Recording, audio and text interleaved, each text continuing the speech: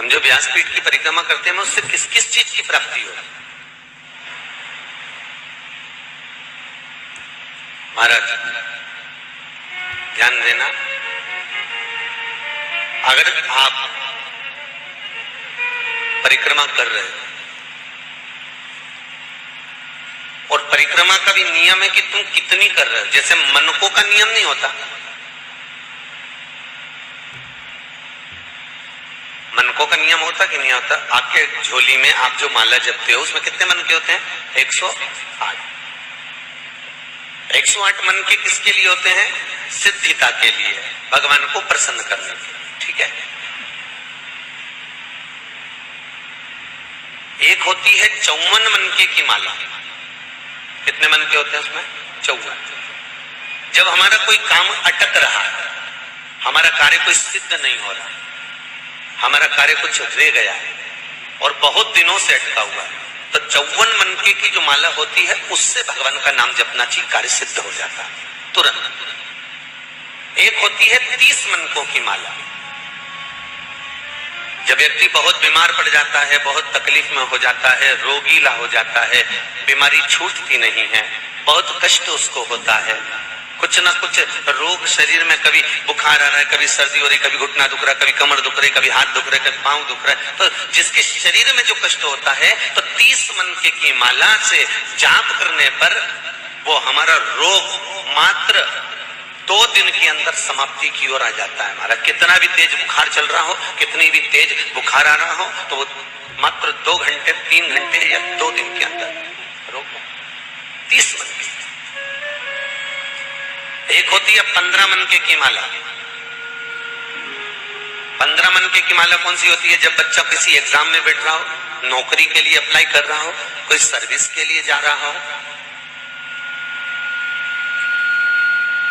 और वो नौकरी के लिए, सर्विस के लिए जब वो जाता है और बहुत एग्जाम में बैठ लिया तो भी सफल नहीं हो रहा, तो 15 मनके की माला से भगवान का कोई भी एक मंत्र जो आप स्मरण कर सकते हो, जिससे आपकी अच्छी पटे, उस भगवान का मंत्र बोलकर 15 मनके की माला से चले जाए, कार्य में सफलता प्राप्त हो जाती है, ऐसा उसको विद्वत्ता मिल जाती है।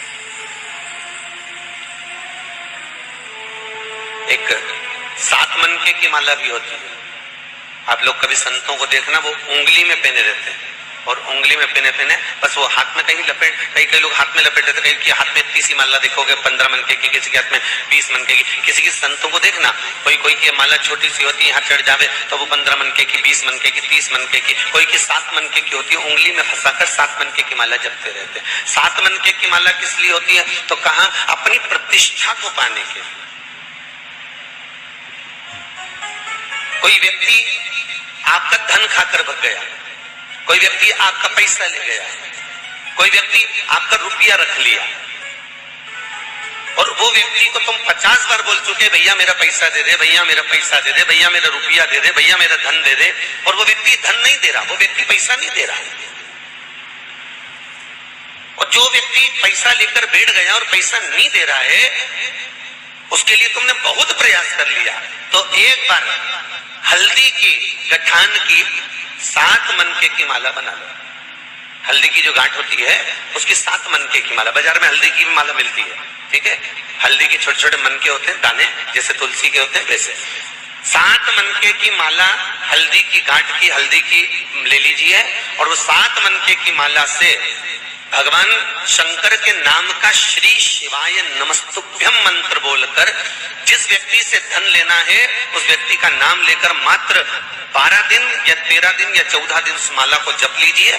उसके बाद उसी माला को उंगली में पहनकर उसके कंधे पर हाथ रख दीजिए या उससे हाथ मिला लीजिए, वो आपका पैसा आपके घर देकर जाएगा। मनकों में, माला में प्रबलता होती है। उसी तरह व्यासपीठ की परिक्रमा में प्रधानता होती है। हम कितनी परिक्रमा कर रहे हैं? यदि हम 108 परिक्रमा कर रहे हैं व्यासपीठ की, तो हमें सुख का अनुभव कराती है महाराज। आपका यदि कोई कार्य अटक रहा है और आप बहुत दिन से निवेदन कर रहे हो, तो भागवत की 54 परिक्रमा करना चाहिए, 54 परिक्रमा करने से आप जिस कार्य के लिए जा रहे हो, आप जिस काम के लिए लगे हुए, वो काम नहीं हो रहा, तो 54 परिक्रमा से वो कार्य सिद्ध हो जाता है। 54 परिक्रमा के अलग अलग प्रमाण है। जैसे बत्ती के प्रमाण है ना, आपको पहले भी कथा में कहा, गोल बत्ती देवताओं के सामने लगती है, लंबी बत्ती देवियों के सामने लगती है। पीपल के पेड़ के नीचे लगाओगे तो गोल लगेगी, लंबी बत्ती अगर आप लगा रहे हो तो कोई कुल देवी हो, पितर देवता हो, तो इनके सामने लंबी ही लगेगी, इनके सामने कभी गोल नहीं लगेगी। जिनसे तुम अपना वंश मांग रहे हो, जिनसे तुम अपनी संपदा मांग रहे हो, जिनसे तुम अपना सत्ता मांग रहे हो, उन देवी देवता को, उन भगवान को, उन परमात्मा को, वो गुरुजन को, वो ईश्वर जन को, वो पितर जन को लंबी बत्ती ही आई।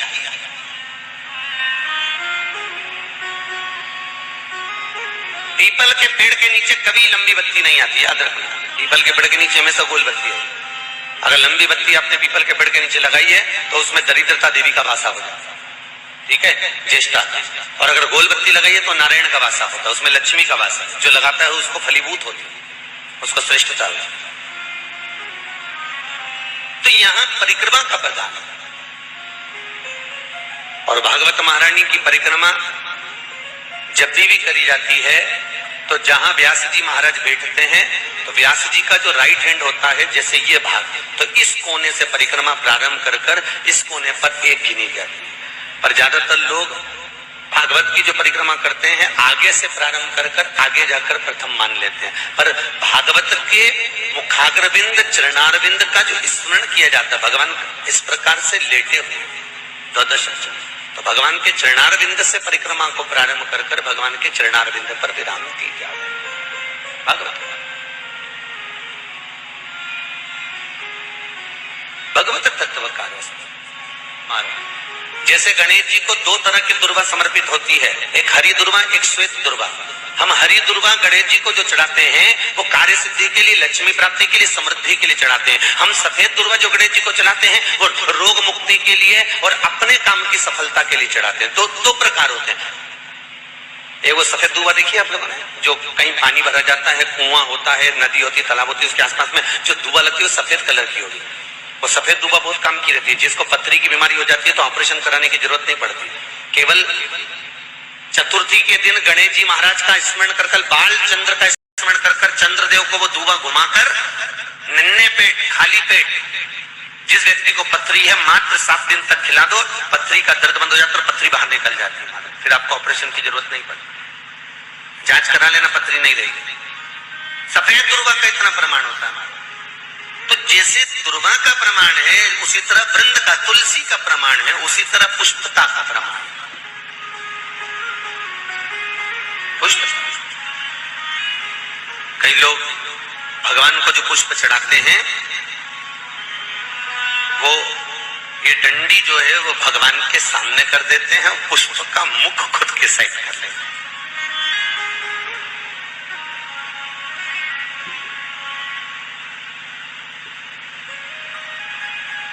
चलो पहले तो एक बात बताओ, भगवान को पुष्प क्यों चढ़ाया जाता है? जल्दी उत्तर दो। भगवान को पुष्प क्यों चढ़ाया जाता है?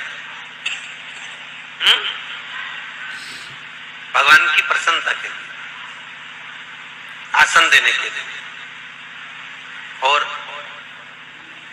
बोलते जाओ, भगवान को पुष्प क्यों चढ़ाए? बच्चे पूछ लेंगे कभी दिन आपसे कि मम्मी भगवान को पुष्प क्यों? आज के बच्चे तो ऐसे ऐसे प्रश्न करते हैं कि बच्चों की पूछे ही मत। मम्मी ये भगवान को पुष्प क्यों चढ़ाती हो?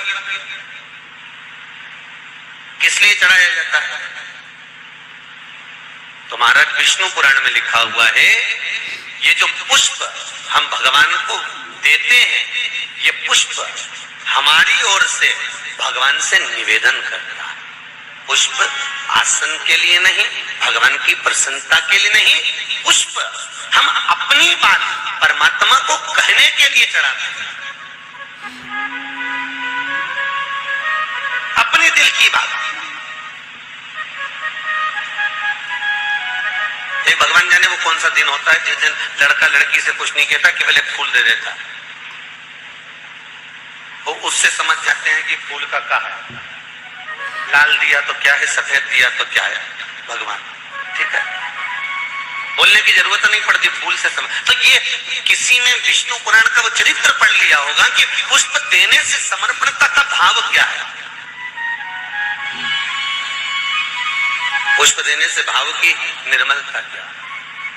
हम भगवान को प्रसन्न करने के लिए पुष्प नहीं दे रहे, हम भगवान को आसन के लिए, भगवान को अन्य तरह से रिझाने के लिए पुष्प नहीं दे रहे। ये अपने दिल की बात कहने के लिए हम भगवान को पुष्प समर्पित करते हैं।